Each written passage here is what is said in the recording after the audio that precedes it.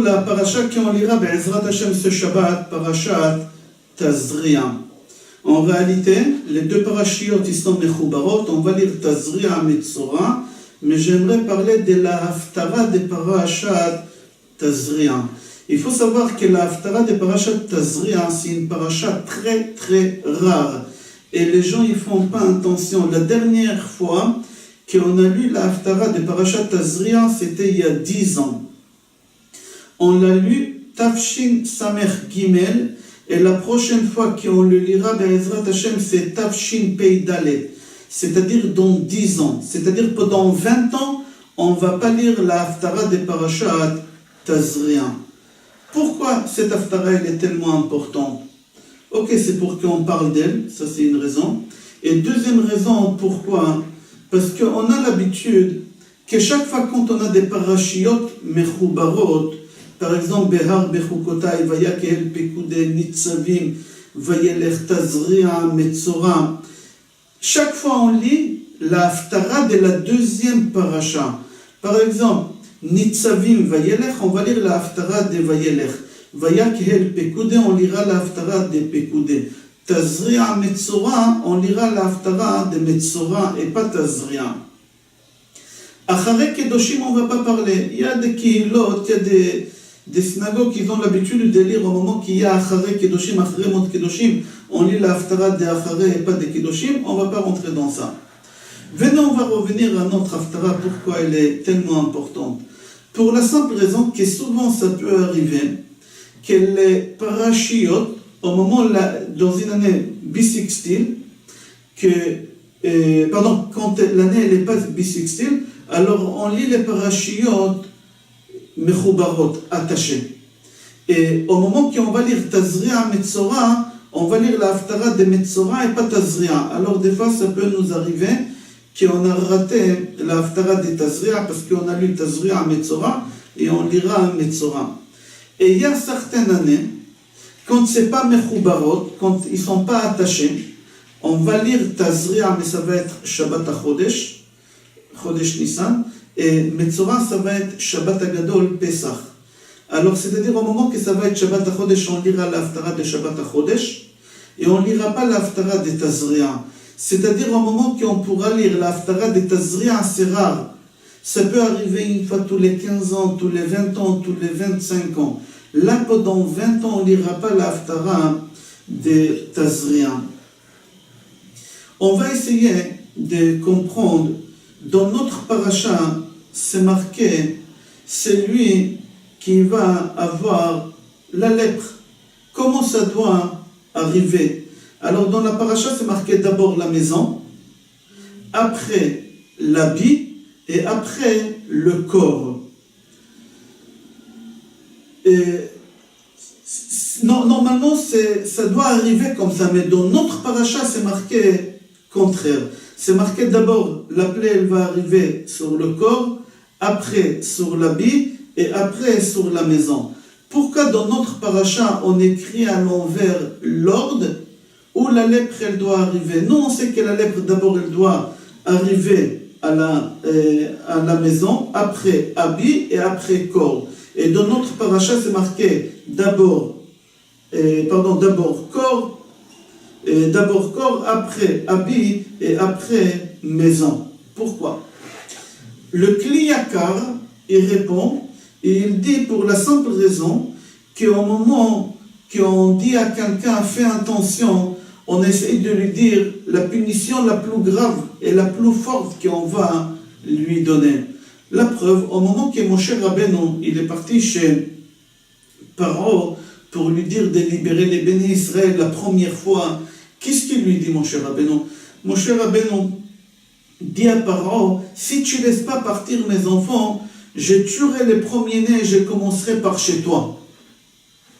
La mort des premiers-nés, c'était la 10e plaie, c'était la dernière. Pourquoi il lui rappelle au début, avant de tout commencer? Pourquoi? Parce qu'au moment qu'on menace, on menace toujours dans la chose la pire qu'il y a. Ici, dans notre paracha, Akadosh Baruch Hu, il a commencé, si vous allez parler la Shonara, vous allez avoir la lèpre, et la chose la plus dure où Akadosh Baruch Hu, il a commencé à menacer, c'était le corps de l'homme. mais dans la paracha, ça commence par l'habit, et par la maison, l'habit, et après le corps. Mais en réalité, c'est le contraire.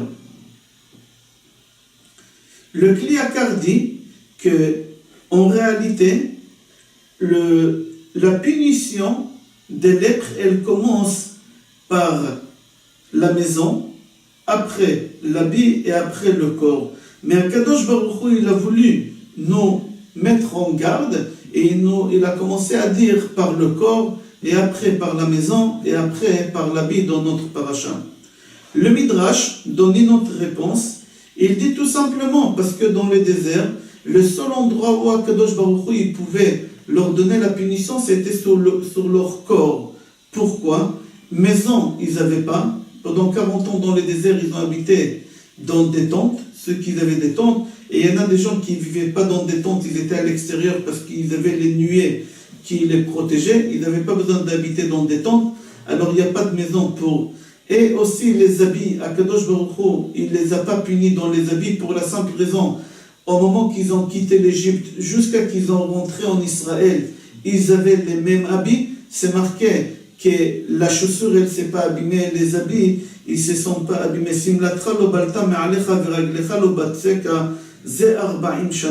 Alors Akadosh Baruch Hu n'a pas donné la plaie ni sur la maison, parce qu'il n'y a pas de maison, ni sur les habits, parce qu'ils avaient les mêmes habits de la sortie jusqu'à la rentrée en Israël. Le seul endroit où Akadosh Baruch Hu, il les a mis en garde, c'était leur corps. Et c'est pour ça, dans notre paracha, on parle au début de corps, et après de l'habit, et après de la maison.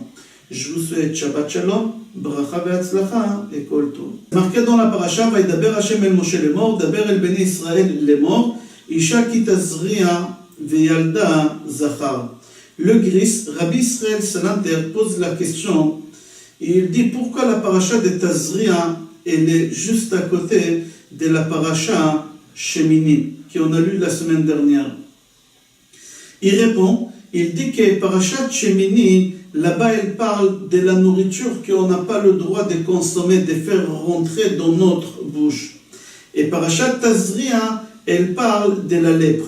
Et pourquoi la lèpre, elle vient sur le corps de l'homme, ou sur la maison, ou sur l'habit? À cause de la shonara. C'est ce qu'on fait sortir de notre bouche.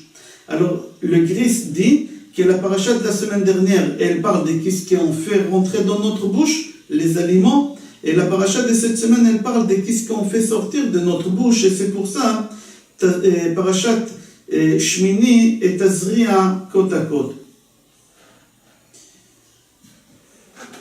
Rashi donne une autre réponse. Pourquoi parachat Shmini à côté de parachat Tazria?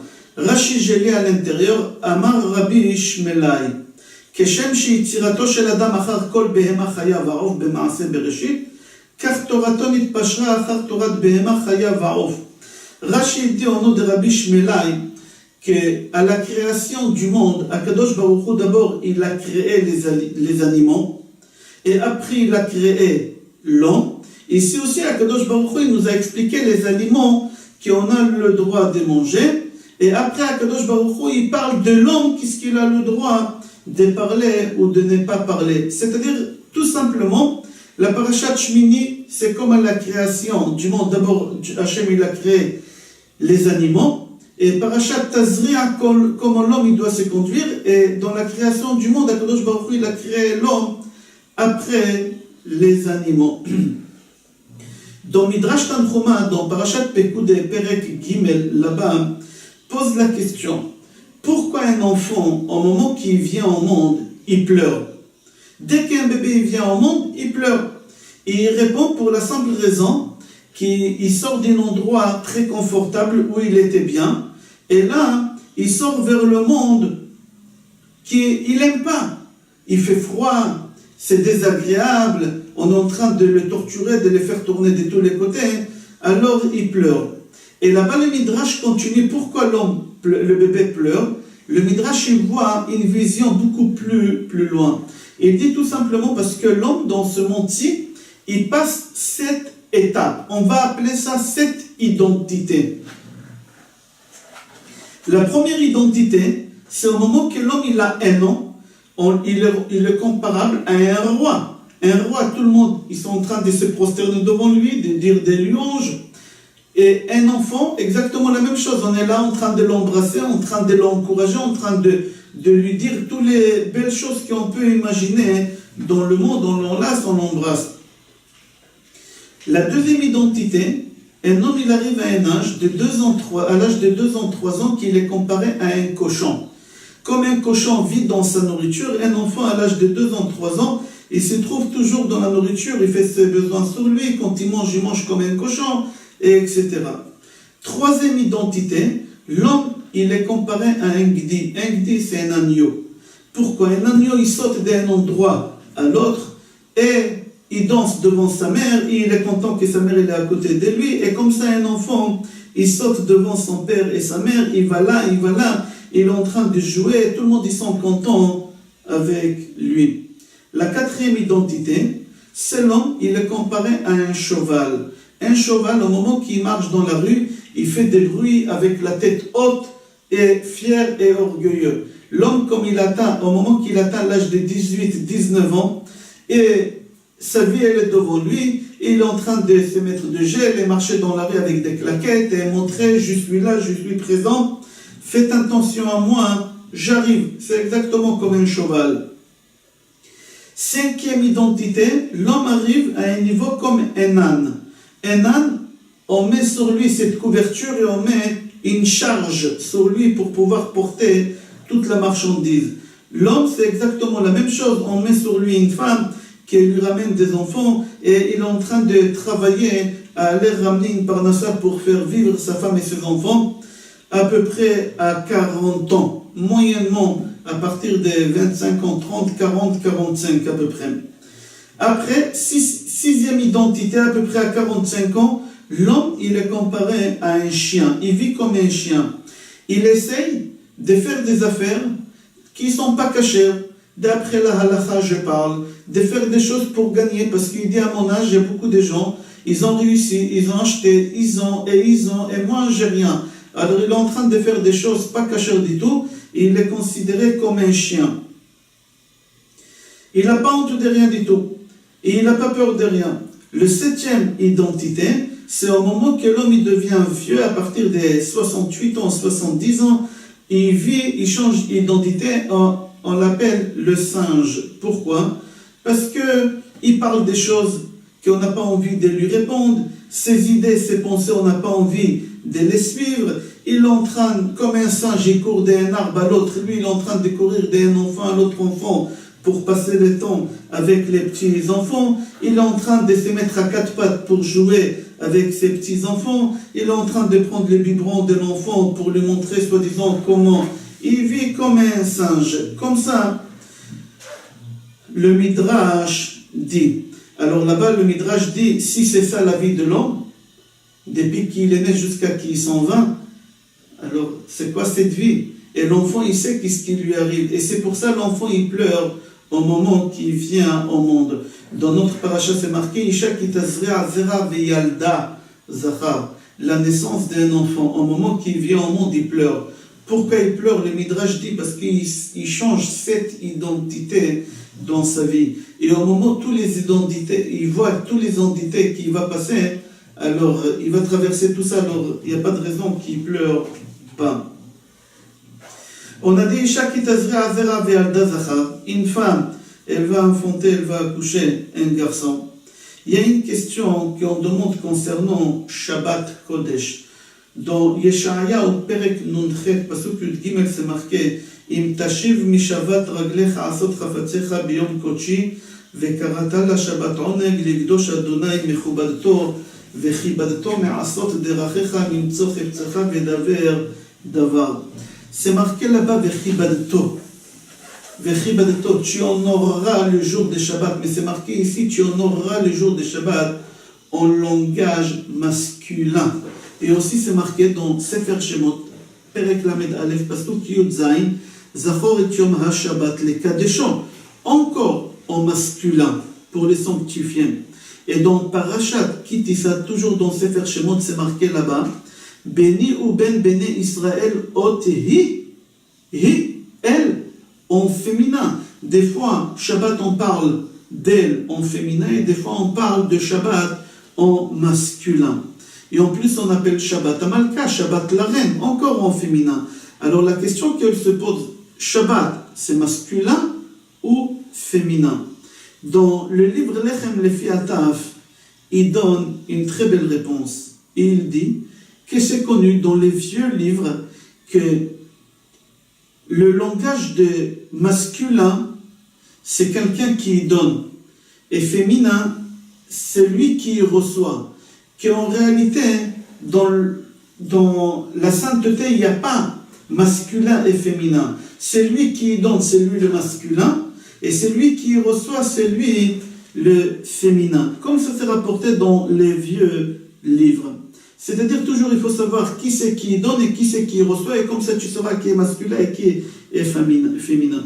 Alors d'après ça, peut-être on aurait dit que Shabbat est féminin. Pourquoi? Parce que Shabbat, on ne travaille pas, on ne cuisine pas. Shabbat, elle ne fabrique rien du tout. Comme il est dit, Mishetarach be'erev Shabbat, yochal be'Shabbat, c'est lui qui il a travaillé la veille de Shabbat, il aura quoi à manger Shabbat. C'est-à-dire que Shabbat en elle-même, on ne peut rien faire, on ne travaille pas, on ne fait rien du tout. D'où on a l'argent pour dépenser pour Shabbat, c'est les jours de la semaine.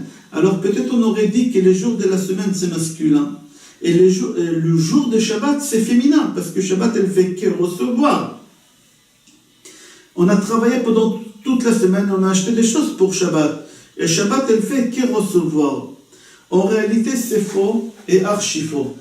Au contraire, l'ikrat Shabbat lechu venelcha ki hi mekor haberacha. Au contraire, Shabbat elle ne reçoit pas, Shabbat elle donne pour tous les jours de la semaine. Shabbat hi mekor haberacha, c'est elle la source de la bénédiction de la semaine. Shabbat c'est au masculin, c'est pas au féminin parce que Shabbat fait que donner. J'explique, on a 7 jours dans la semaine. Au moment qu'on dit en Israël, je sors en week-end quelque part, en hébreu on dit Aninosa sauf Shavua, les gens ils disent la fin de la semaine c'est Shabbat. Et c'est faux. Le Zohar dit que Shabbat il est au centre de la semaine. Dimanche, lundi, mardi, Shabbat.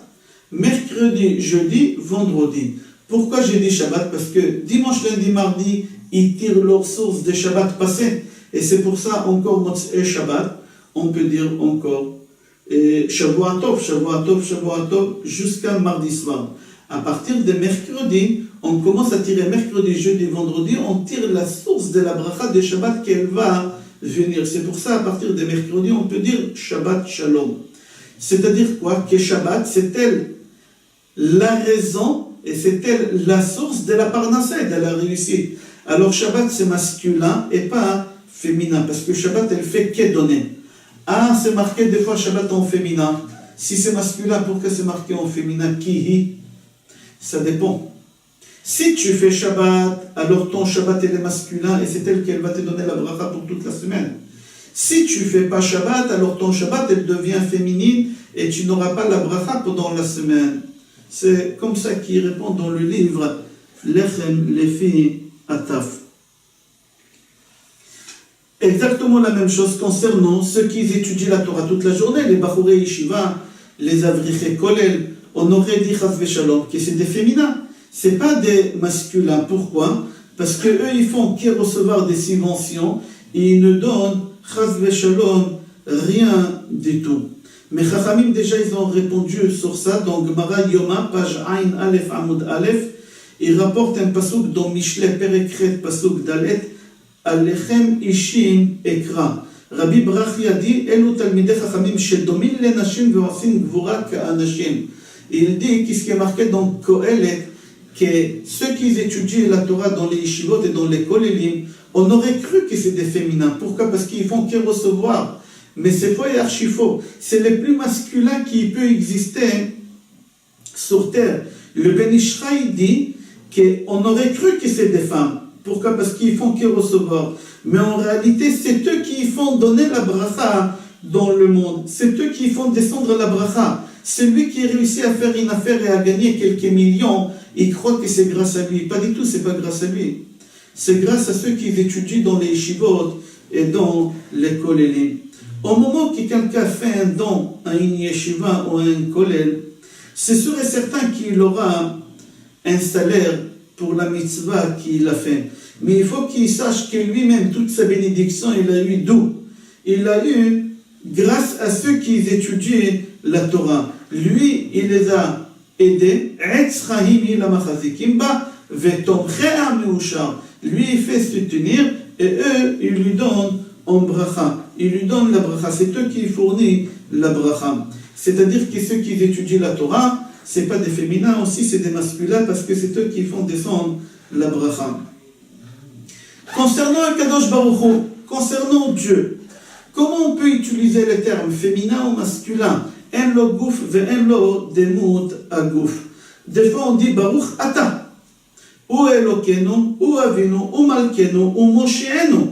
Akadosh Baruch Hu, c'est féminin ou masculin? Alors on a dit il n'y a pas de féminin, il n'y a pas de masculin. C'est lui qui donne, c'est lui le masculin. C'est lui qui reçoit, c'est lui le féminin. C'est lui, Chaz V'Shalom, qui l'aurait imaginé que nous, on donne à Akadosh Baruch Hu, on fait des prières, on fait des sacrifices, on donne à Akadosh Baruch Hu, en lecha kofer yoter gadol misé. Tu n'as pas un mécréant plus que quelqu'un qui pense ces chances pareilles. Akadosh Baruch Hu, il fait que donner. Akadosh Baruch Hu, hu ha-mashpia, ve'anachnu ha-mushpa'im. Akadosh Baruch Hu, c'est lui qui donne. Alors Akadosh Baruch Hu, c'est masculin et pas féminin. On voit ça dans Shir HaShirim. On voit qu'Akadosh Baruch Hu nous appelle Ra'aya et nous on appelle Akadosh Baruch Hu Dod. Ani le Dodi ve Dodi li. Pourquoi? Parce qu'Akadosh Baruch Hu c'est lui qui donne et nous on reçoit. Est-ce que c'est possible que on peut s'échanger des féminins au masculin ou des masculins en féminin? On dit oui. Au moment que quelqu'un donne la tzedaka, alors il est masculin. Même une femme, elle peut donner la tzedaka, elle devient masculin au spirituel. D'accord? Maintenant, quand elle s'en devient féminin, au moment qu'on ne veut pas donner. Dans le livre Nefesh David, c'est marqué, on trouve ça dans le pasuk, dans notre paracha. Isha ki tazria veyalda zachar. C'est-à-dire quoi? Elle donne le zria.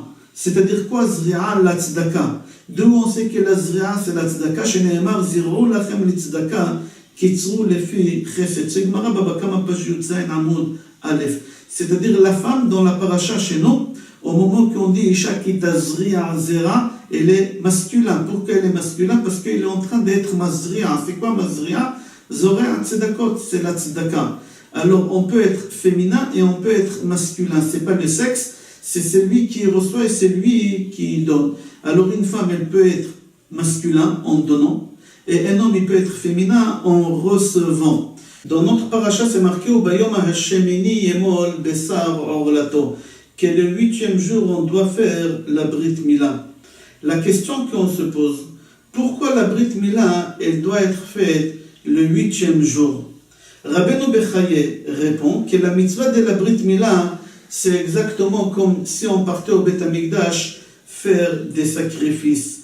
Au moment qu'on va au Beth Amikdash faire des sacrifices, on égorge l'animal et il y a du sang qui y coule. Ici, c'est exactement chez l'enfant. Au moment qu'on le coupe, le prépuce, au moment qu'on lui fait la Brit Mila, il y a du sang qui y coule et c'est considéré comme si on se trouve devant le Mizbeach et on fait la Brit Mila. Et pourquoi au 8e jour? Pour la simple raison que le sacrifice qu'on fait, il commence à nous faire pardonner sur les péchés qu'on a fait uniquement à partir du 8e jour. Comme c'est marqué, et dans Vaikra Perek Ravbet Pasuk Ravzain, Umiyom Hashmini Va'ala Iratse. Umayom Hashmini Va'ala, à partir du 8e jour, et exactement la Brit Mila, c'est la même chose. Deuxième question, pourquoi on fait une Seouda au moment qu'on fait la Brit Mila? Au moment qu'on fait la Brit Mila, tout de suite après la Brit Mila, on fait un repas, on fait Netilat Yadayim, on appelle ça Seudat Mitzvah. Pour la simple raison qu'au moment qu'on fait un sacrifice, c'est marqué Ve'achlo otam asher kofer ba'em. C'est-à-dire quoi? Qu'au moment qu'on mange le sacrifice, c'est le pardon. Alors au moment qu'on va dans une Brit Mila et on participe au repas de la Brit Mila, ça nous fait pardonner sur le péché, sur les péchés qu'on a fait. Et c'est pour cela on fait une Seuda après la Brit Mila pour que les gens puissent profiter manger du repas de la Brit Mila. Alors jusqu'à maintenant, on a comparé la Brit Mila au sacrifice. Mais il faut savoir que la force de la Brit Mila, elle est beaucoup plus forte que les sacrifices. Pourquoi? Parce que le sacrifice, on le fait avec notre argent. On prend notre portefeuille et avec notre argent, on va acheter un animal et on va gorger l'animal. Mais la Brit Mila, c'est avec notre corps qu'on le fait. C'est avec un membre où il y a tous les veines qui sont attachées à ce membre-là. Et c'est pour cela, celui qui fait Brit Mila, c'est comme s'il s'est sacrifié lui-même. Et son père, c'est comme s'il a fait un sacrifice ce jour-ci, le jour qu'il a fait la Brit Mila. Or HaChaim HaKadosh pose la question, pourquoi dans notre paracha de Tazria, HaKadosh Baruch Hu, il nous ordonne de faire la mitzvah de la Brit Mila? Déjà, on a vu la mitzvah de la Brit Mila dans Parashat Lech Lecha. Et là-bas, c'est marqué en détail la mitzvah de la Brit Mila dans Parashat Lech Lecha. Pourquoi dans notre paracha, il revient encore sur cette mitzvah? Peut-être pour nous enseigner que la Brit Mila, elle repousse Shabbat. Ou peut-être nous enseigner que la Brit Mila, c'est le jour et pas la nuit. Tout ça, il pouvait nous enseigner dans Parashat Lech Lecha. Il n'avait pas besoin de nous enseigner ça ici. Alors pourquoi dans notre paracha, on revient encore sur la mitzvah de la Brit Mila? Or HaChaim HaKadosh il répond, il dit, il y a une différence entre Parashat Lech Lecha et Parashat Tazria. Dans Parashat Lech Lecha, HaKadosh Baruch Hu, il ordonne la Brit Mila à qui? À Avraham Avinu, à Yitzhak et à Yaakov. Et on aurait cru peut-être que la Torah nous a autorisé de transgresser Shabbat pour leur Brit Mila à eux, à Avraham, à Yitzhak et à Yaakov, mais pas à nous. Peut-être si nous, la Brit Mila, ça tombe Shabbat, on ne peut pas la faire. Alors là, il revient encore à charge, ici dans notre paracha, pour nous dire que même que dans la Torah c'est marqué Mechalele Hamot Yumat, c'est lui qui transgresse Shabbat, il mourra. Alors on répète encore la mitzvah de Brit Mila pour nous dire, mais si tu fais la Brit Mila le jour de Shabbat, tu n'es pas passible de mort, parce que Mila docha Shabbat, parce que la Brit Mila elle repousse Shabbat. Or HaChaim HaKadosh répond, c'est pour ça c'est marqué deux fois, et dans Parashat Lech Lecha, et dans notre paracha, nos Parashat Tazria, la Brit Mila. En deux mots, pourquoi? Parce que Parashat Lech Lecha, on aurait cru qu'Avraham, Yitzhak et Yaakov, ils ont le droit de faire la Brit Mila Shabbat. Nous, on n'aurait pas le droit parce qu'entre-temps d'Avraham jusqu'à notre paracha, on a reçu la Torah. Et c'est marqué dans la Torah qu'on n'a pas le droit de transgresser Shabbat.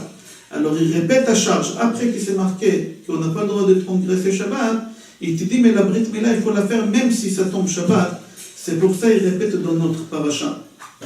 Donc, Marab Ktubot, page Chet Amud Aleph, là-bas il raconte que Rav Chaviva, il est venu participer à un repas de Brit Mila. Et là-bas, pendant le repas de Brit Mila, il a fait la bracha chez Asimcha Bim'ono.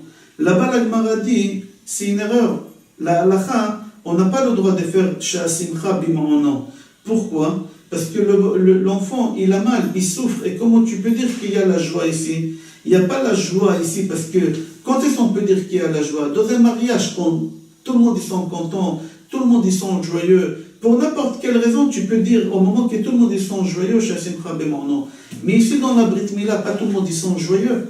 La maman elle pleure, la maman elle a mal pour son fils qui a mal. Le bébé lui-même il a mal, il souffre, il a mal. Alors lui il a fait mais la Gemara dit on ne fait pas comme lui. Alors si c'est comme ça, on pose la question, si on n'a pas le droit de faire la bracha chez Simcha Bimano au moment qu'il y a quelqu'un qui pleure, pourquoi les Ashkenazim, au moment qu'ils perdent leur père, leur papa meurt, c'est marqué qu'ils font deux brachot au moment que le papa meurt? Dayan Haemet, comme chez tout le monde on fait Baruch Dayan Haemet au moment qu'on fait la Kriya, et eux ils font la bracha Atov ve'ametiv. Pourquoi? Alors il répond, eux ils font Baruch Dayan Haemet parce que papa il est mort. Alors c'est normal Baruch Dayan Haemet. Mais Atov ve'ametiv parce que papa il a laissé un héritage. C'est-à-dire ça va très très loin. Ça va très très loin. Alors on pose la question, comment ça se fait que les Ashkenazim ils font la bracha de Atov ve'ametiv quand papa meurt, et papa il est mort, maintenant c'est une souffrance, et quand même il y a une bracha de joie, et à la Brit Mila, parce que le bébé il pleure, on ne fait pas la bracha chez Asimcha Bima'onon? Comme ça, il pose la question. Et il répond dans le livre Otsar Margaliot que c'est simple. Il y a une différence entre au moment que le papa meurt et au moment qu'on fait la Brit Mila. Au moment que le papa il est mort, alors on est triste, mais quand même au fond, l'enfant il a une joie. Il y a l'héritage, et si le papa il était très très malade à la fin, il y a beaucoup de charges, alors là on s'est débarrassé, papa il souffre beaucoup moins, alors c'est pour ça on fait la bracha des Hatov ve'ametiv. Mais dans la Brit Mila, le papa il est content, mais la maman elle pleure, et l'enfant il pleure, il souffre. Dans cette situation, on ne peut pas faire la bracha chez Asimcha Bima'onon. Comme ça dans Otsar Margaliot il rapporte. Il y a une Gemara, dans Menachot page Mem Gimel Amud Bet, là-bas la Gemara elle raconte, au moment que David Amelech il est rentré dans sa douche, et il a vu qu'il était nu, rien sur lui, il a commencé à pleurer. Il a dit, comment c'est possible, je suis nu et j'ai aucune mitzvah sur mon corps, il n'y a pas de tzitzit katan, il n'y a pas de tefillin, il n'y a rien. Alors il a commencé à être triste, jusqu'à qu'il s'est rappelé que dans sa peau, il y a la Brit Mila, la mitzvah de la Brit Mila. Alors là, il a arrêté de pleurer. Au moment qu'il est sorti de sa douche, il a écrit une chanson sur la Brit Mila, où on voit ça dans Tehillim Yud Bet, la Mnatseach ala Shminit Mizmor le David. C'est quoi ala Shminit? Ala Mila Shenitna Beshmini. Sur la Mila qu'elle a été ordonnée à faire le 8e jour. Le Khatam Sofer, il explique cette Gemara de Menachot autrement. Lui, il dit au moment que David Amelech, il a fait un travail de conscience pour essayer d'enlever les péchés qu'il a fait et faire tchouva, il a vu qu'à son niveau, il n'a même pas une seule mitzvah entière. Au moment qu'il a fait un travail de conscience, il a vu qu'il n'a pas une mitzvah entière. Tous les mitzvahs, c'était par intérêt, ou avec une arrière-pensée, jusqu'à qu'il s'est rappelé de la mitzvah de la Brit Mila qu'on fait à un enfant. Et l'enfant, il n'a pas d'arrière-pensée. L'enfant, au moment qu'on lui fait la Brit Mila, il ne comprend pas qu'est-ce qu'on le fait. Alors, il n'a pas d'arrière-pensée. Alors là, il s'est reposé, et son esprit s'est reposé, il a dit, j'ai une mitzvah que je n'ai pas fait avec intérêt. J'explique. Au moment qu'on fait la Brit Mila à un enfant, alors on souhaite Mazal Tov, Shetachniso le Brito shel Avraham Avinu Bizmano. Au moment que l'enfant il fait bar mitzvah, on dit au papa que Shem Shechnasto la Berit, car Tachniso la Torah la Chopa al Mitzvot al Maasim Tovim. Comme tu lui as fait la Brit Mila, comme ça tu lui feras la bar mitzvah et le mariage. Qu'est-ce que c'est ça, comme tu lui as fait la Brit Mila? Mais la Brit Mila, tu l'as fait souffrir, tu l'as fait couler du sang. Alors on répond, on dit, comme tu lui as fait la Brit Mila, et lui il a fait la mitzvah sans arrière-pensée, parce qu'il était bébé 8 jours, sans arrière-pensée, sans intérêt, comme ça la bar mitzvah, il va rentrer sans arrière-pensée. Et un enfant, quand il va à la bar mitzvah, il pense aux enveloppes, il pense à la salle, il pense à la soirée, il pense au costume, il pense au chapeau, il pense à toutes ces choses-là. Alors il va à la bar mitzvah, mais pas à 100% pour la mitzvah, qui devient bar mitzvah. Et aussi un khatan, au moment qu'il rentre sous la choupa, il rentre souvent sous la choupa avec des intérêts, des arrière-pensées, que ce soit l'importance de la famille, que ce soit la richesse de la famille, que ce soit ce que la Kala elle peut lui rapporter, etc. C'est-à-dire la seule mitzvah dans la vie de l'homme, au moment qu'il a fait à 100%, sans arrière-pensée, c'est la Brit Mila. Et c'est pour ça David Amelech, il a écrit un chant sur la Brit Mila, parce qu'il a dit c'est la seule mitzvah que moi-même, au moment que j'ai fait un travail de conscience, j'ai compris que la seule mitzvah que j'ai fait entière, c'est la Brit Mila. Comme ça, le Khatam Sofer, il explique.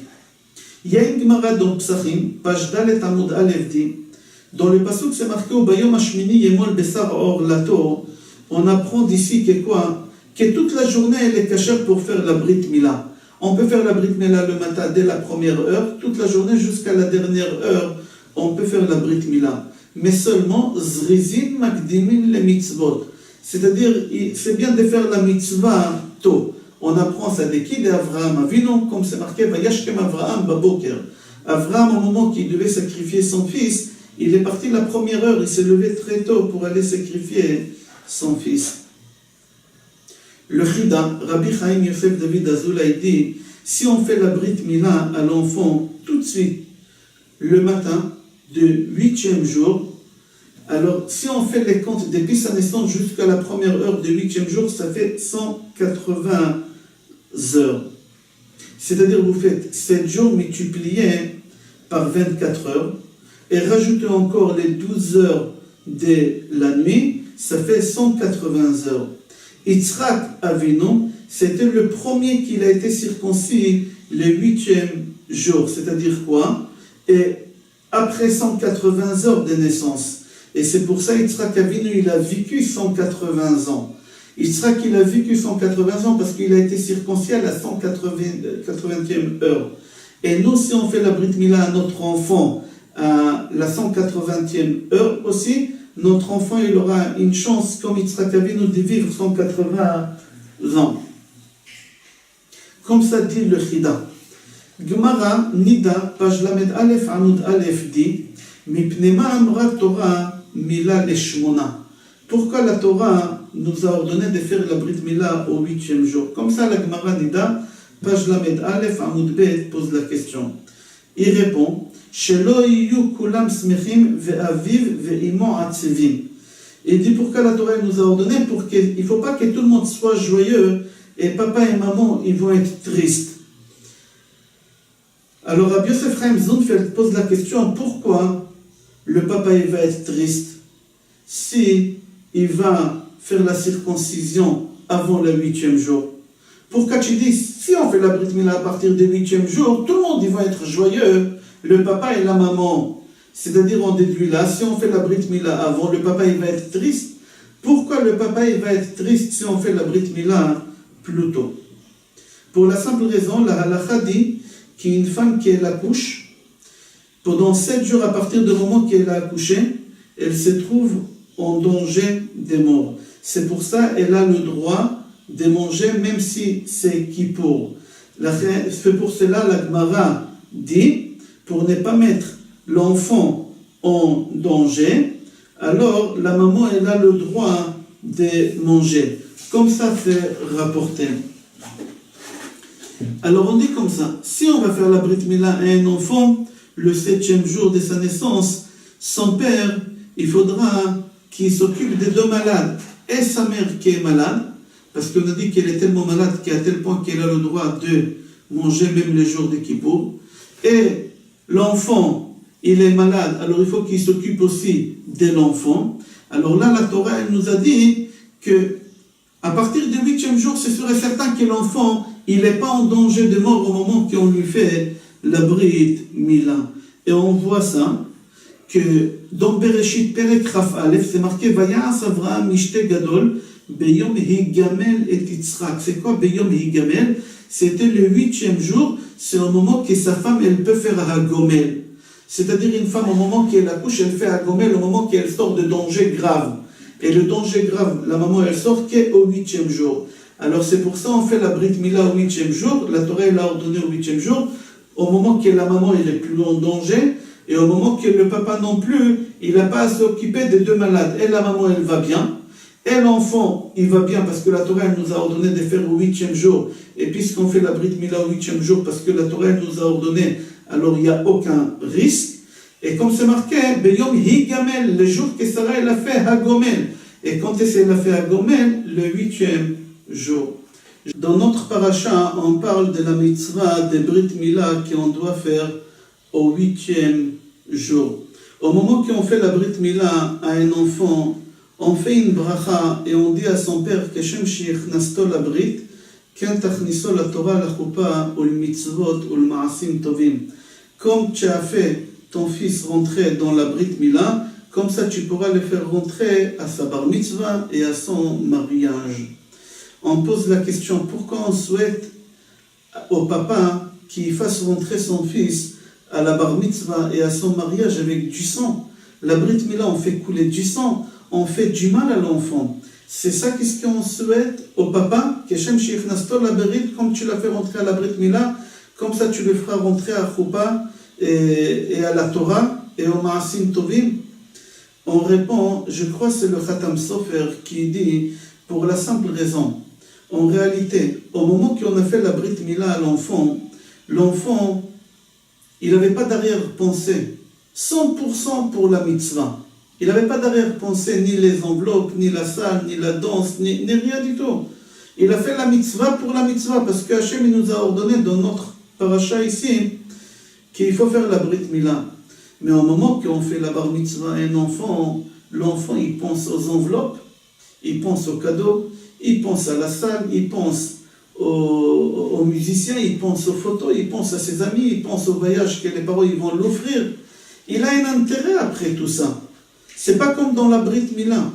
Et aussi à un moment, quand il se marie, l'homme, il a des arrière-pensées quand même. Il pense à la famille importante de la femme qu'il a pris, l'argent qu'il va toucher, les enveloppes qu'il va toucher, et plein de choses. C'est-à-dire que le mariage et le bar mitzvah, c'est pas comme la Brit Mila. Alors on souhaite au père, comme tu as fait rentrer ton fils dans la Brit Mila, il n'a pas eu d'arrière-pensée au moment qu'on lui a fait la Brit Mila. Comme ça, ton fils il rentra à sa bar mitzvah et à son mariage sans arrière-pensée.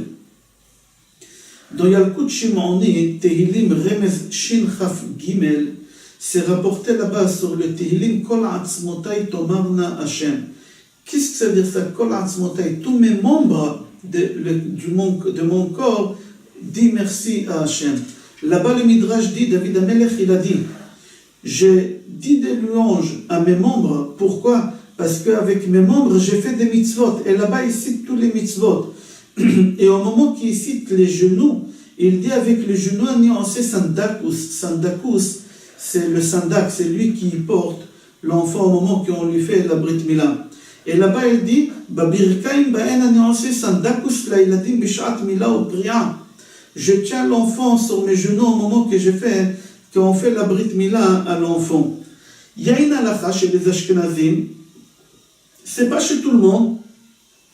Dans Rama Yoredea, Resh Samech Hei, halakha Yud Aleph, là-bas c'est rapporté, au nom de Maharil, qu'un sandak, il est comparé à un Kohen au moment qu'il fait le Ktoret. Le sandak, il est comparé au Kohen qui faisait le Ktoret. Il faut savoir que le Kohen qui faisait le Ktoret, il n'avait pas le droit de faire le Ktoret 2 fois dans sa vie. Une seule fois.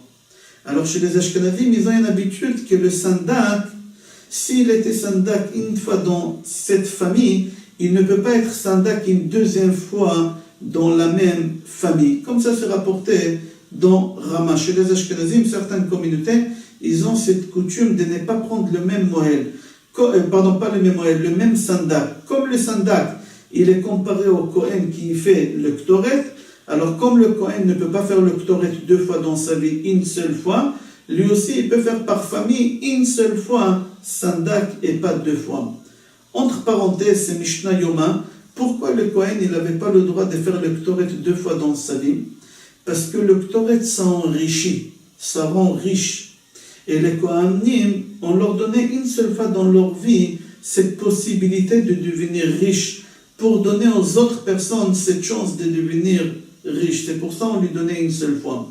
D'ici on déduit que celui qui fait sandak, il va s'enrichir comme celui qui fait le Ktoret. Alors tout celui qui fait sandak, c'est un signe de richesse, il va devenir riche.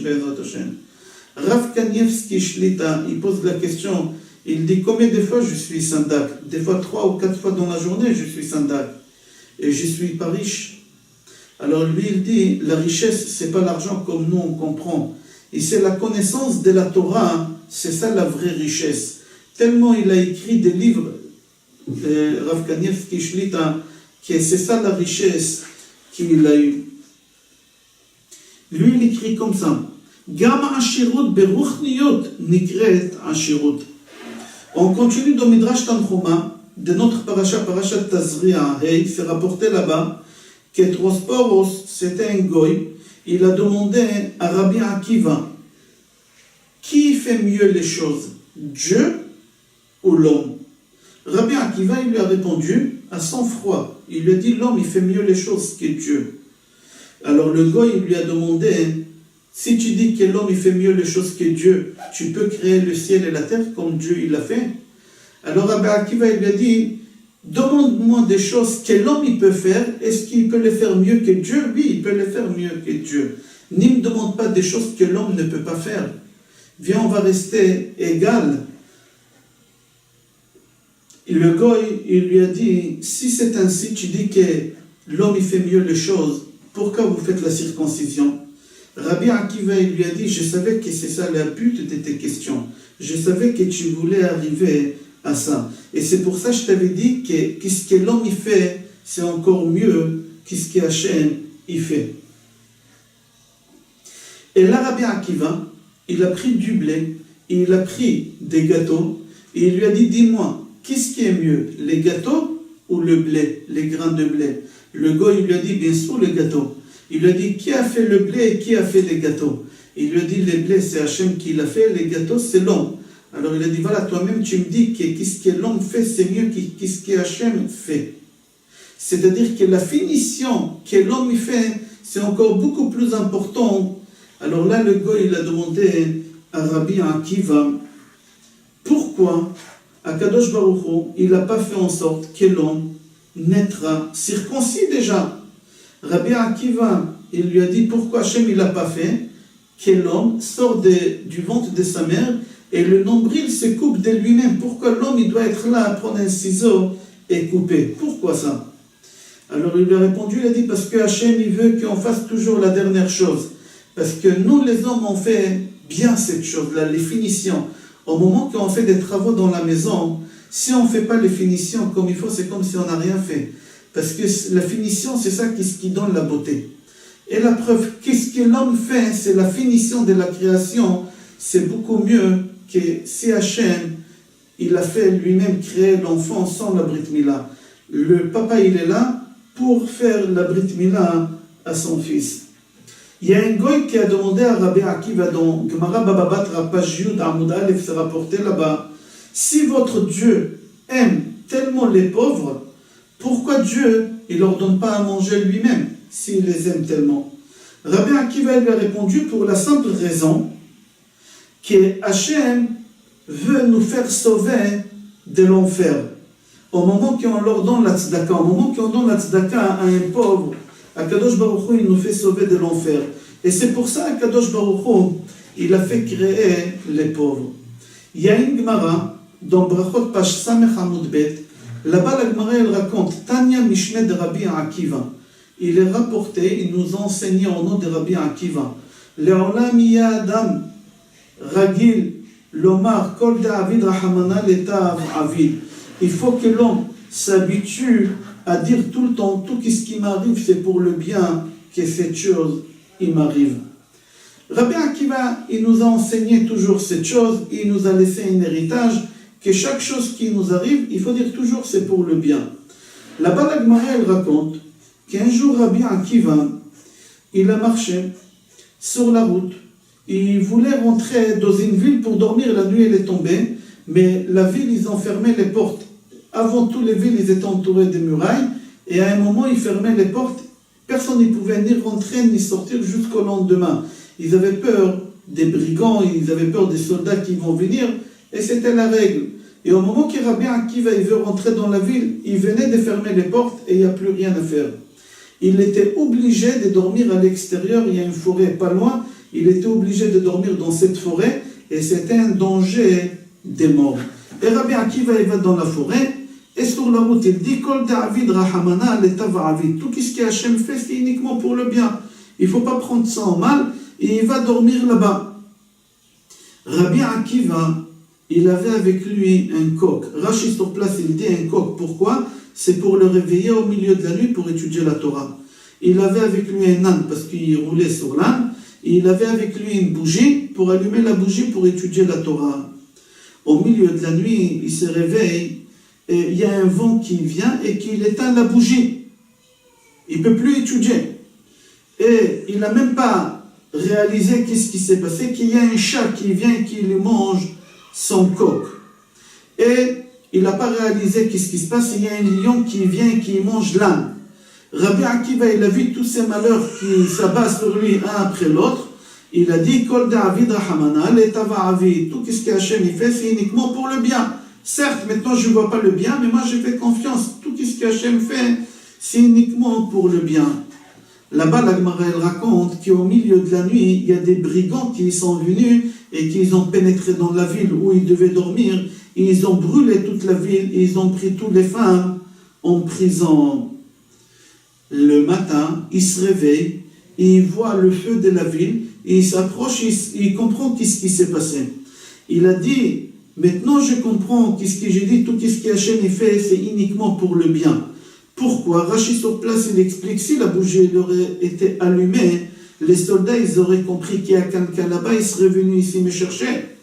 Et sinon, peut-être, l'âme, peut-être il aurait fait des bruits, ou peut-être le coq, il aurait fait des bruits, et les soldats, ils seraient venus ici, pour me tuer, parce que j'aurais été témoin à ce qui s'est passé.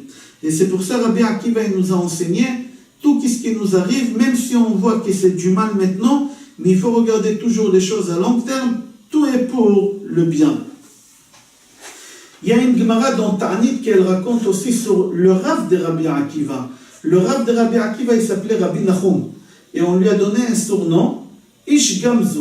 C'est-à-dire quoi Ish Gamzu? Il y en a qui disent que c'est la ville Gamzu, il habitait dans une ville Gamzu, et il y en a qui disent que tout le temps il disait Gamzu le Tova. Tout ce qui lui est arrivé, il disait c'est uniquement pour le bien. Et là-bas, la Gemara, dans Ta'anit Pashraf Aleph, Amoud Aleph, vous allez lire là-bas tous les miracles que lui aussi, il a eu, le maître de Rabbi Akiva. Qu'est-ce qui est intéressant dans l'histoire de Rabbi Akiva? Qu'il a tout perdu. Il a tout perdu. Il a perdu le coq, il a perdu l'âne, il a perdu tout. Et il n'est même pas rentré dans une tristesse ou dans une angoisse. Tout de suite, il a dit, Kolman David Rahamana le Tavavit, c'est pour le bien, il y a quelque chose de bien qui va arriver. Lui, Rabbi Akiva, dans toutes les histoires qu'on voit dans le Talmud sur lui, on voit qu'il était très optimiste. Il était très positif. Tout le temps, il était comme ça. Là-bas, on voit qu'au moment qu'ils ont pris des peines de fer chaudes, et ils ont brossé sa peau, et ils l'ont tué comme ça, il criait Shema Israël, et il rigolait en même temps. C'était atroce, on est en train de te tuer avec des brosses chaudes, et toi tu es en train de faire ta dernière prière et rigoler. Le goy qui lui a fait ça, il s'appelait Trosporos, il lui a demandé, dis-moi grand-père, tu es sorcier, ou peut-être tu sens pas les mal, ou peut-être tu es un démon. C'est impossible de ne pas sentir ce que je suis en train de te faire et rigoler. Rabbi Akiva, il lui a dit, non, moi je suis en train de penser que tout ce que Hachem fait, c'est uniquement pour le bien. Moi je pense positif et c'est pour ça je ne sens pas le mal que tu es en train de me faire. Au moment qu'on dit pense bien, tout ira bien, c'est-à-dire quoi? Akadosh Baruch Hu, il a vu qu'on a pleuré pour rien dans le désert, le 9 Av. Akadosh Baruch Hu, il a dit vous pleurez pour rien, je vais vous donner une raison pour pleurer.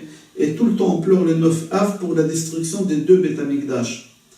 Le rabbi de Lubavitch, je crois, Zatzal, je crois c'est lui qui disait ça.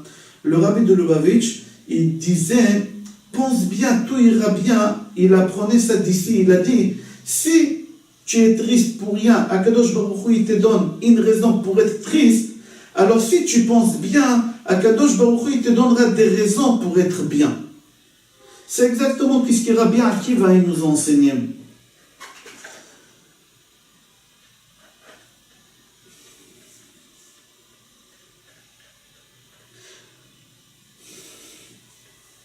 Rabbi Akiva, il pensait tout le temps positif. Les goïms, ils ne veulent pas penser comme nous. Pourquoi aller se faire circoncire? Pourquoi se faire mal? On est bien comme ça, alors on continue à être comme ça. Mais nous, on pense beaucoup plus loin. On voit les choses positivement. Au moment que le goï, il lui a demandé à Rabbi Akiva si Hachem, il aime les pauvres, pourquoi il ne leur donne pas à manger? Il lui a dit pour que Hachem, il nous sauve de l'enfer. Est-ce que les riches, ils vont être sauvés de l'enfer? Les riches qui ont donné la tzedaka aux pauvres, ils vont être sauvés de l'enfer. Et les pauvres eux-mêmes, qu'est-ce qui va se passer avec eux? Les pauvres eux-mêmes, qu'est-ce qui va se passer avec eux? Alors Rabbi Akiva, il était encore optimiste. Il a expliqué, il a dit comme ça, qu'au futur, Akadosh Baruch Hu, il va donner un salaire qu'on ne peut même pas comprendre aux pauvres pour la souffrance qu'ils ont eue, parce qu'on devait les utiliser pour qu'on puisse donner la tzedaka, pour qu'on puisse leur donner la tzedaka, pour qu'on soit sauvé de l'enfer. Le Ramchal, Rabbi Moshe Chaim Luzzatto dit que les tzadikim aujourd'hui souffrent pour la génération, comme le pauvre il souffre pour sauver la génération, si on peut dire, pour qu'eux puissent lui donner la tzedaka et eux ils vont être sauvés de l'enfer. Les tzadikim ils souffrent énormément pour la génération.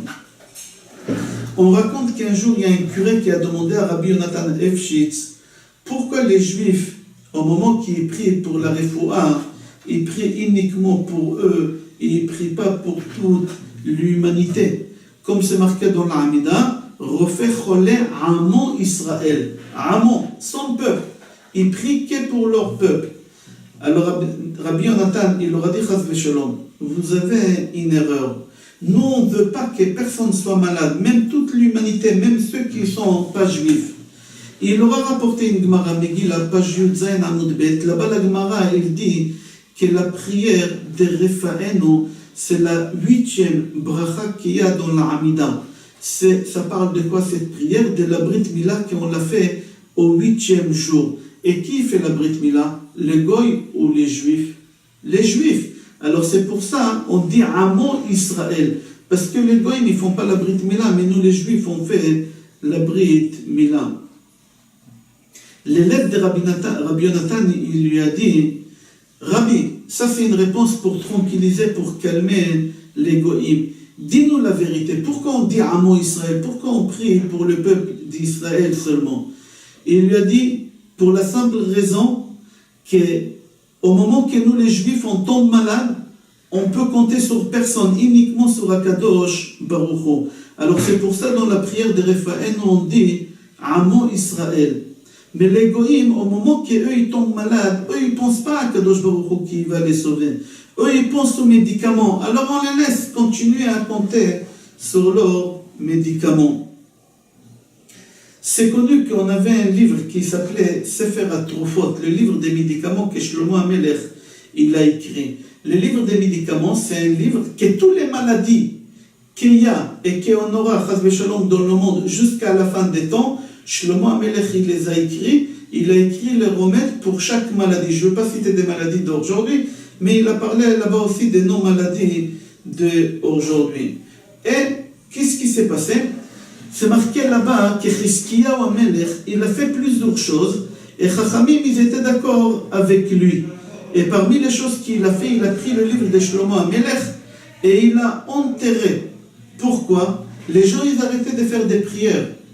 Dès qu'ils étaient malades, ils ouvraient le livre, comme le Vidal, à Mavdil, et ils cherchaient le médicament, et ils prenaient, et ils étaient guéris de toutes les maladies. Et ils ne priaient plus. Alors Chizkiyahu HaMelech, il a vu ça, il a pris les livres, et il les a cachés. C'est rapporté dans Gemara Brachot, je crois, page Yud. Alors Chachamim, ils lui ont dit, tu as très très bien fait. Le Chazon Ish dit, dans chaque génération, il y a une nouvelle maladie qui sort, et qu'elle n'a pas de médicaments. Et comment c'est possible que Chizkiyahu il a fait une chose pareille? Il a mis les gens en danger de mort en faisant ça. Alors il dit non, il n'a pas mis en danger de mort parce qu'il y a autre chose. C'est la prière. Alors les gens ils peuvent prier. On dit Atov shebarofim leginam. Tov, le meilleur des médecins va en enfer. C'est-à-dire quoi Tov shebarofim leginam, le meilleur des médecins va en enfer. Tov c'est 17. Refait un médecin qui fait 17 bénédictions au lieu de 18 dans la Hamida, il va en enfer. Un médecin qui saute la prière de Refaenu Hashem, Venerape, Osheenu, Venivashea, il dit, j'ai pas besoin que Hashem me guérit. Moi, je suis médecin. Je peux m'en sortir tout seul. Alors, Tov, c'est lui le médecin qui fait 17, il va en enfer. Il n'y a que Hashem qui guérit, comme c'est marqué, Ki melech refait ne'eman v'rachaman ata. Dans notre paracha, dans Perek Yudbet Pasuk Vav, c'est marqué là-bas que la femme, elle doit ramener Ben Yona ou Tor le Khatat. Elle doit ramener une colombe ou une tortorelle. Il y a une question qu'on a posée à Rabbi Yitzhak Zilberstein concernant deux malades graves en danger de mort. Et il y a un médicament pour une seule personne. À qui on va donner? Il y a un qui est marié et il y a un qui est veuve. À qui on doit donner ces médicaments pour sauver la vie? À celui qui est marié ou à celui qui est veuve? Et lui, il a tranché d'après notre pasouk ici. Il faut savoir que dans notre pasouk, c'est marqué que la femme, elle doit ramener un sacrifice, une colombe ou une tortorelle. D'abord, il faut qu'elle ramène une colombe, et si elle ne trouve pas une colombe, elle doit ramener une tortorelle. Mais d'abord, il faut une colombe, sinon, elle ramène une tortorelle. C'est bizarre, dans la Torah, partout, c'est marqué qu'on doit ramener comme sacrifice d'abord une tortorelle, et si on n'a pas une tortorelle, on doit ramener une colombe. Pourquoi ici? D'abord une colombe, et s'il n'y a pas, on doit ramener une tortorelle.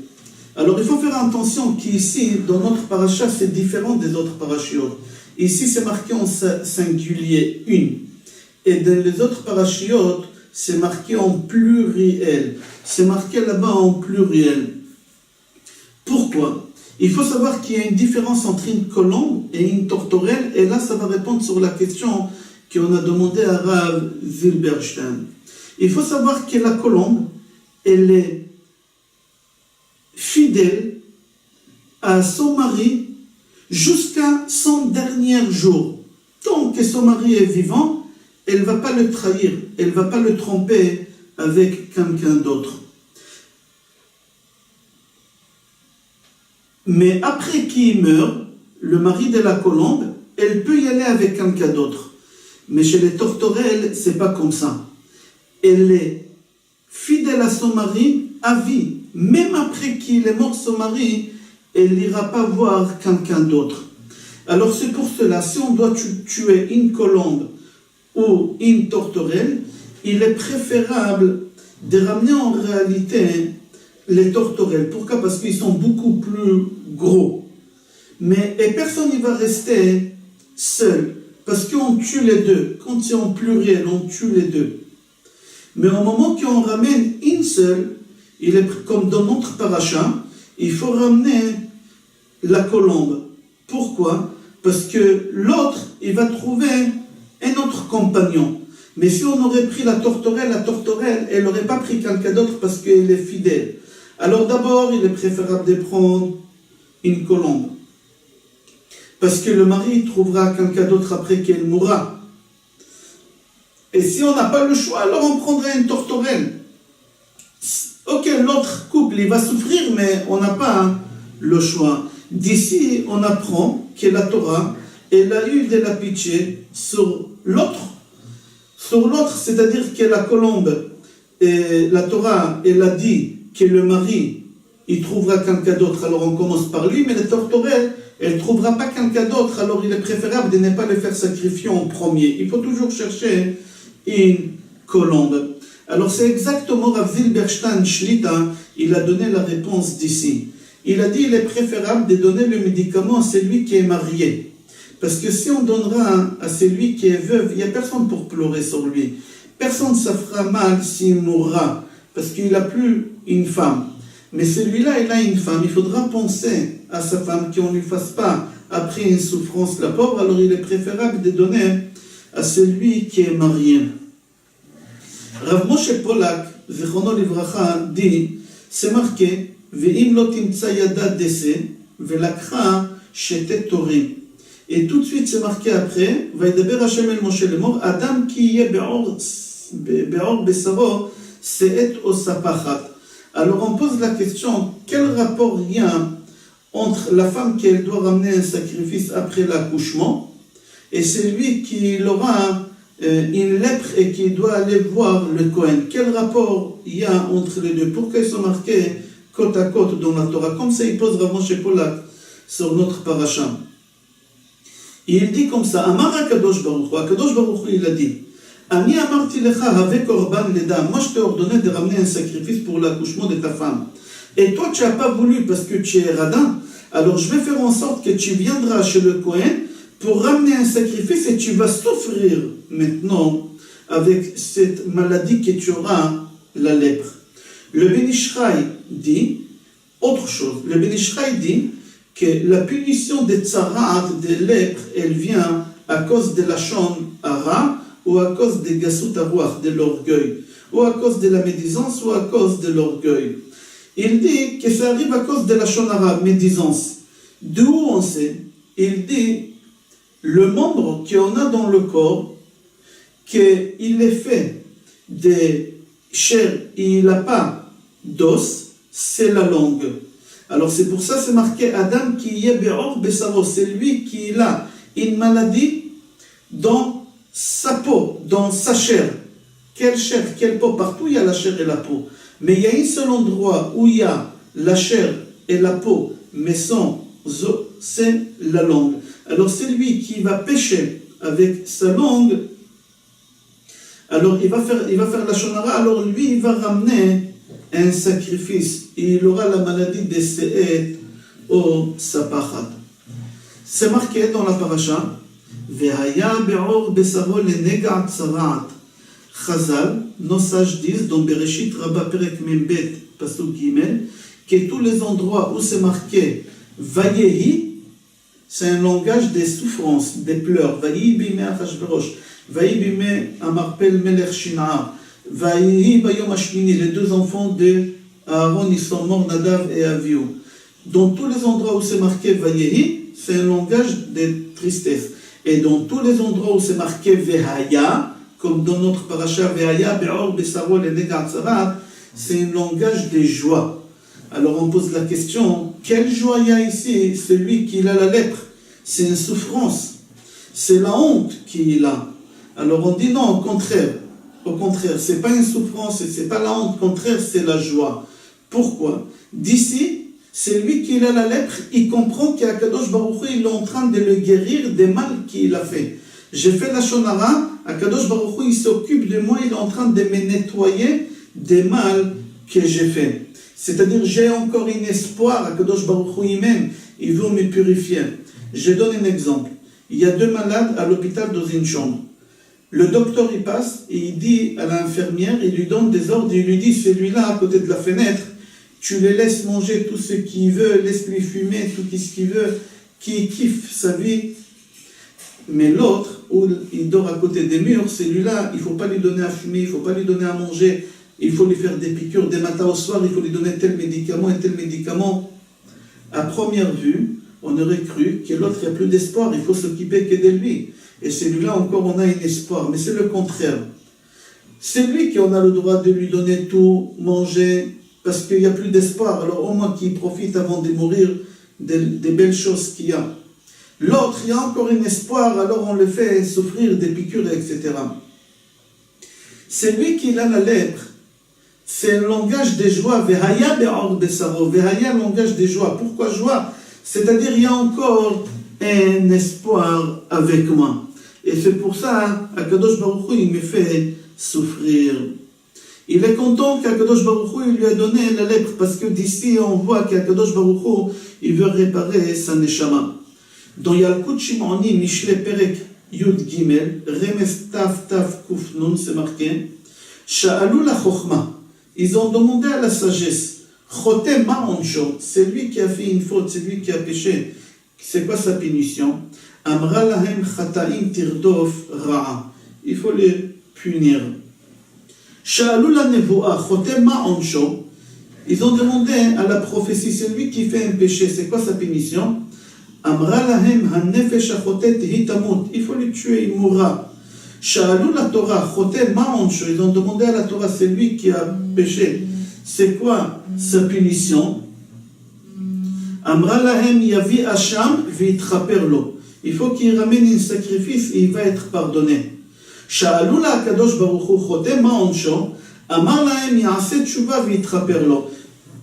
Kadosh Baruch Hu, il a dit, il faut qu'il fasse tshuva et ça sera pardonné. C'est-à-dire quoi? Qu'est-ce qu'on apprend ici? La sagesse, elle a dit, c'est lui qui a fauté, il n'y a pas de réparation. Il faut qu'il souffre, peut-être il aura une chance. La prophétie, elle a dit, il faut qu'il ramène des sacrifices, mais il mourra quand même. La Torah, elle a dit, il faut ramener des sacrifices korban. Akadosh Baruch Hu, il a donné à l'homme la possibilité de faire tchouva et se faire pardonner sur le péché qu'il a fait. C'est marqué dans Vaikra Rabba Perek Tedvav Pasuk Dalet qu'au moment que Bnei Israël, ils ont entendu que Hachem, il va leur donner des coups sur la peau, ils ont eu peur. Ils ont dit à Moshe Rabbeinu, on a peur de ça. Moshe Rabbeinu il leur a dit, n'ayez pas peur. Pourquoi? C'est pour les autres peuples qu'Akadosh Baruch Hu il va leur donner.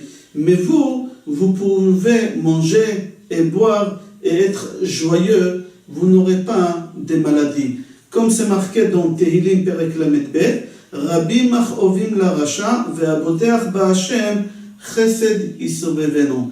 Qu'Akadosh Baruch Hu il donne aux mécréants les punitions, mais c'est lui qui a confiance en Hachem, il n'aura que de bien en permanence. Le Zichron Yitzhak, il pose la question, de quoi Béné Israël ils ont eu peur? Il veut comprendre de quoi Béné Israël ils ont eu peur. Est-ce que Akadosh Baruch Hu il leur a dit, vous allez avoir la lèpre, sans aucune condition? Pas du tout. Akadosh Baruch Hu il leur a dit, si vous allez être orgueilleux, si vous allez parler la shonara, alors là, la lèpre, elle va venir. Akadosh Baruch Hu, tout simplement, il leur a dit de ne pas parler la shonara et de ne pas être orgueilleux. Alors, Béné Israël, ils n'avaient pas de quoi avoir peur. Ils n'avaient pas de quoi avoir peur parce que ils vont faire attention à ne pas être orgueilleux et à ne pas faire la shonara. Et il n'y a pas de problème. Tous les problèmes, ils ne seront pas là. Et une deuxième question, Moshe Rabbeinu il leur dit, dans le Midrash qu'on vient de citer, que toutes ces maladies, ils vont être pour les autres nations. Est-ce que c'est vrai que c'est que pour les autres nations cette maladie? Et les Béné Israël, ils n'auront pas la tzarat? Il faut comprendre qu'est-ce qui est exactement, il leur dit Moshe Rabbeinu. Alors, Moshe Rabbeinu, en réalité, il voulait leur dire que la lèpre, elle va être aussi chez les Goïms et elle va être aussi chez les Juifs. Mais seulement la lèpre que Béné Israël ils vont avoir, ce sera une lèpre qui vient à cause de la spiritualité. Mais les Goïms, ils auront cette maladie pour n'importe quelle raison, au moment qu'Hachem voudra les punir, même sur des choses qui ne sont pas spirituelles, Akadosh Baruch Hu il va leur donner la lèpre.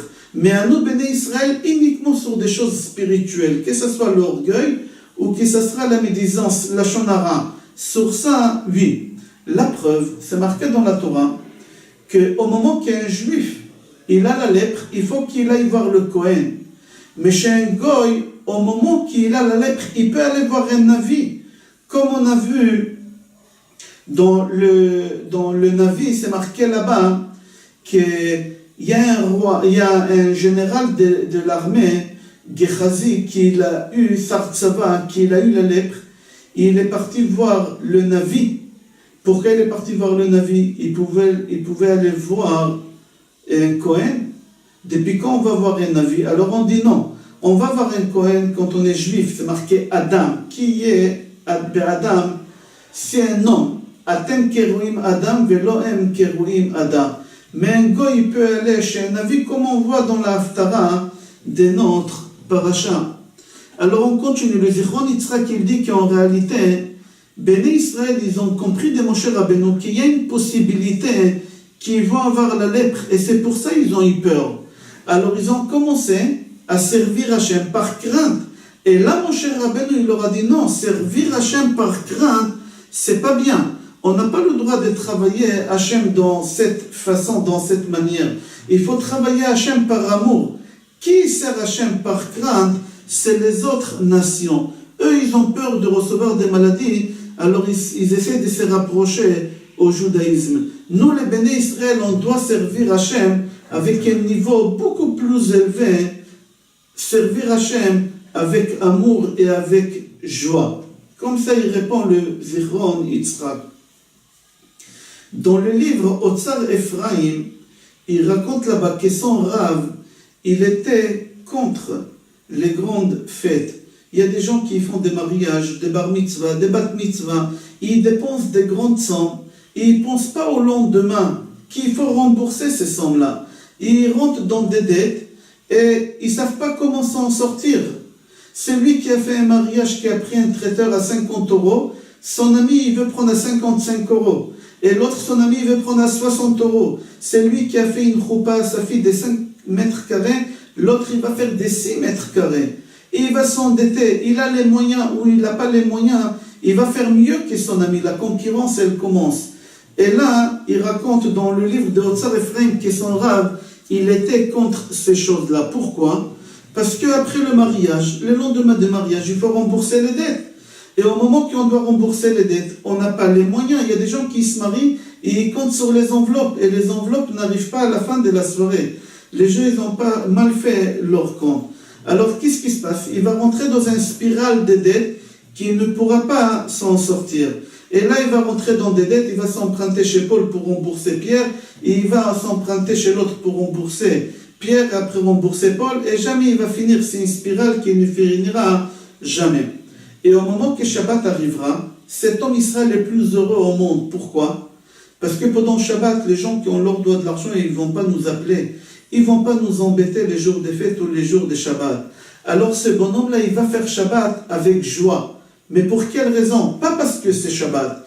Il va faire Shabbat avec joie parce que les gens, ils ne vont pas l'embêter pour l'appeler. Il a 24 heures de tranquillité.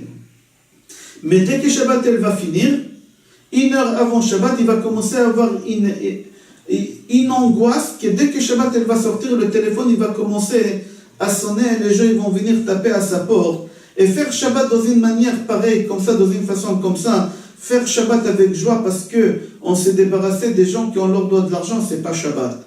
On n'a pas le droit de faire une chose pareille.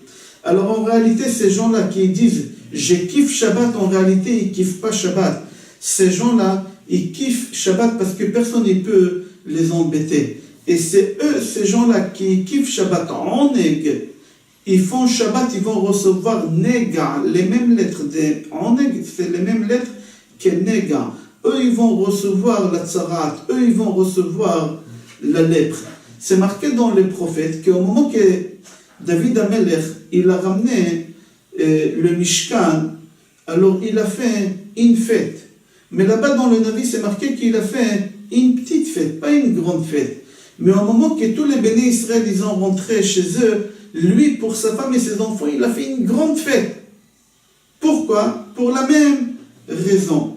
Dans le Navi, on voit aussi qu'il y a 2 personnes qui ont fait un mariage. Pardon, pas dans le Navi, dans le Tanakh, dans le Torah et dans les Nevi'im. Dans la Torah, on voit que Lavan, il a fait un mariage à sa fille, à Léa. Et après, à Rachel, et c'est marqué dans Bereshit, Perek Chavtet, Pasuk Chavbet, Vaye'esof Lavan et kol anshe hamakom, vaya'as mishtem.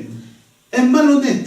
Il a fait une fête, il a ramassé comme invité toute la ville entière.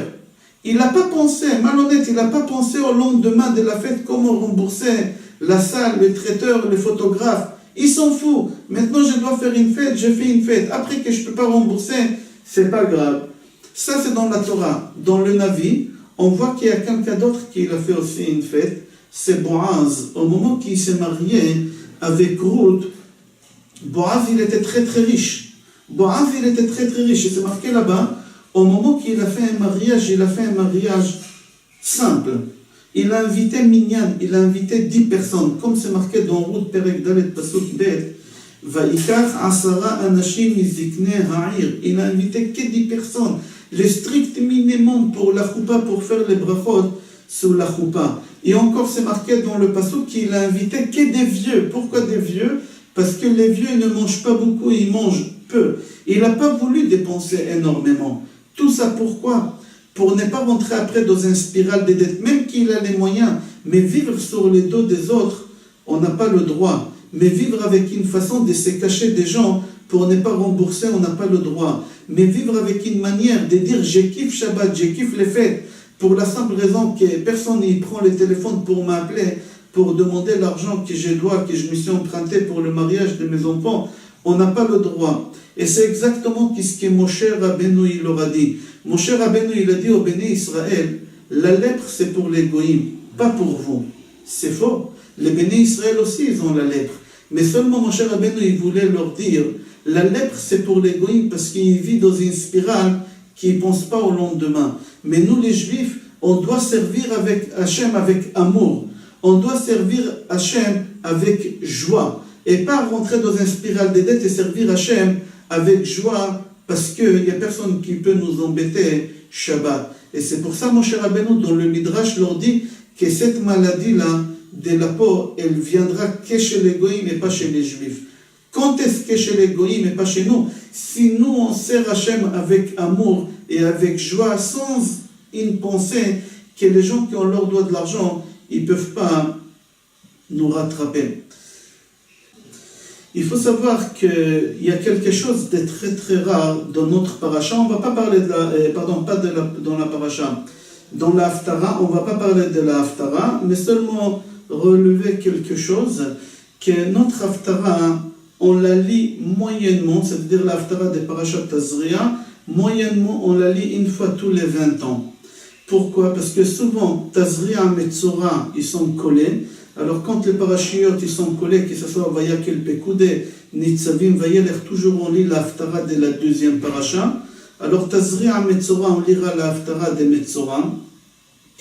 Et des fois, quand les parachiotes ils sont pas collés, alors parachat Tazria c'est Shabbat HaChodesh, Rosh Chodesh Nissan, et Metzora c'est Shabbat HaGadol, Pesach.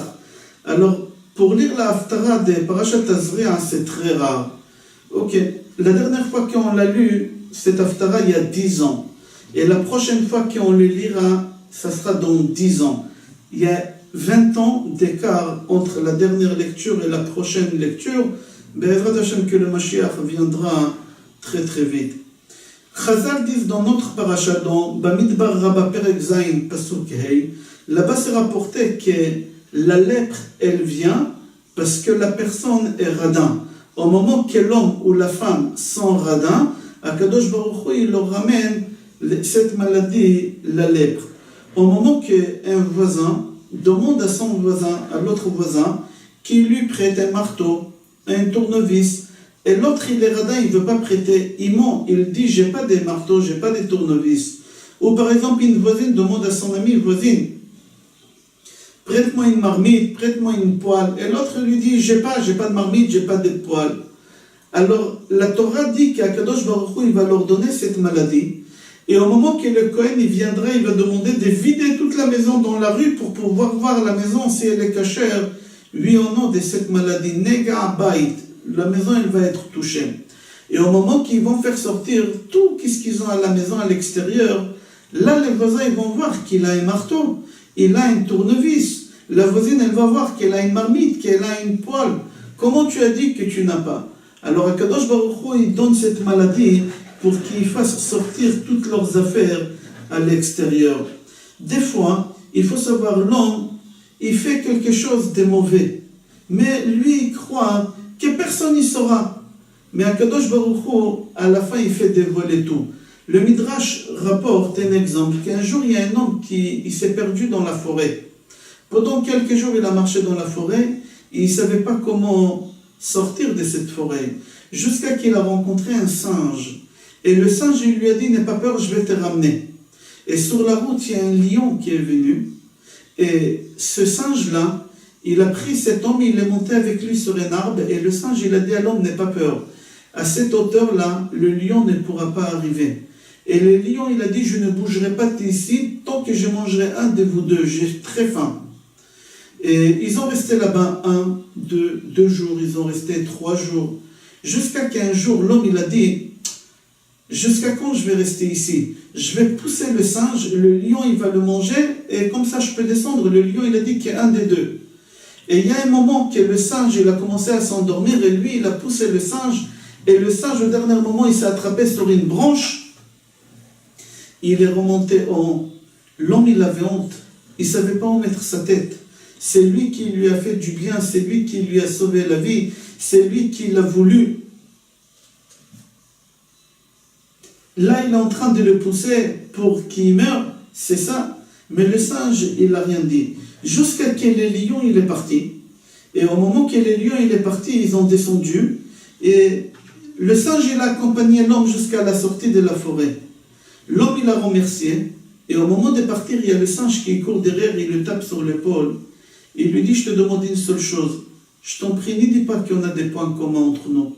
Souvent, les hommes disent que l'homme ressemble au singe, ou il y a des gens qui disent, Hachem Etzilenu, chez les goïms, ils disent que l'homme descend des singes. C'est possible que l'homme prend les mauvaises choses d'un animal, mais dire qu'est-ce que vous dites, je t'en prie, j'ai honte de ça. Des fois, l'homme, il se comporte comme un animal. Il dit, personne ne me voit, mais c'est une erreur. À la fin, Kadosh Baruch Hu fait montrer à tout le monde. Des fois, l'homme, il se conduit encore pire qu'un animal. Des fois, l'homme, il est plus bas qu'un animal.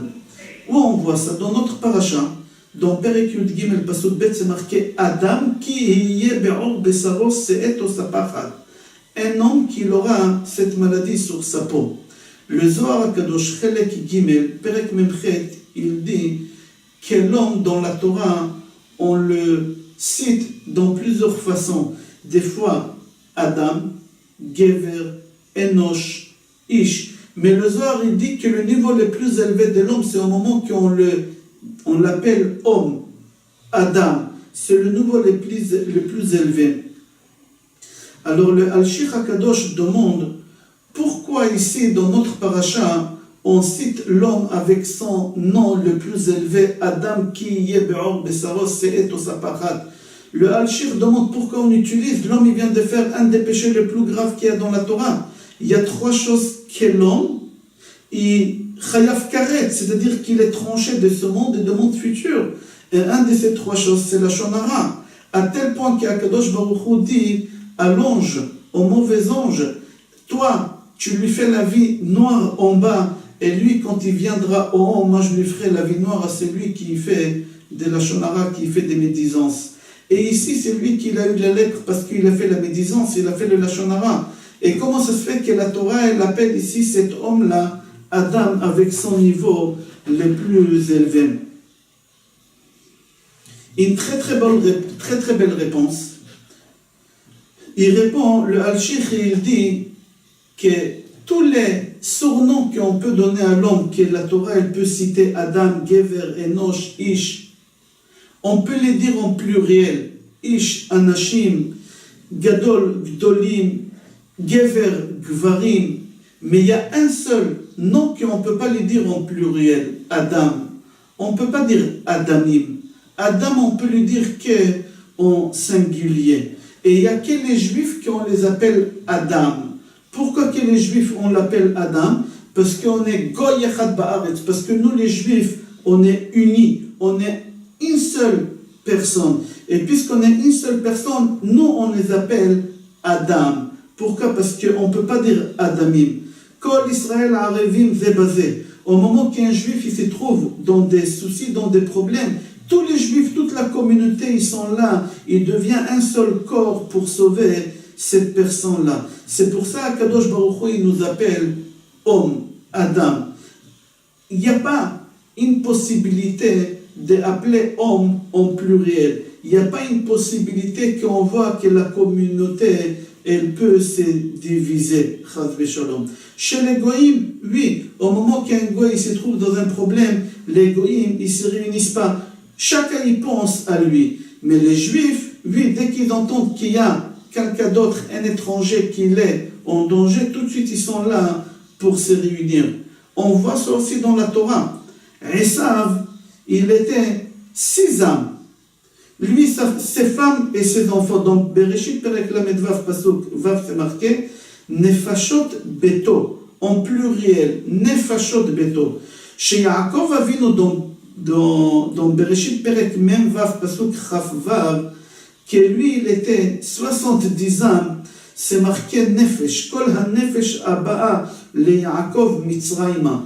Au moment qu'on cite Esav, ils sont que 6, et on parle Nefashot en pluriel. Chez Yaakov, qui sont 70, on parle Nefesh, on parle en singulier. Pourquoi? Parce que le peuple juif, c'est un seul corps, c'est une seule identité. Et maintenant, la réponse, on va la comprendre pourquoi, dans la maladie des lèpres, la Torah elle utilise le terme le plus élevé qu'on a pu donner à l'homme Adam. Pourquoi? Parce que la lèpre, elle vient à cause de la shonara.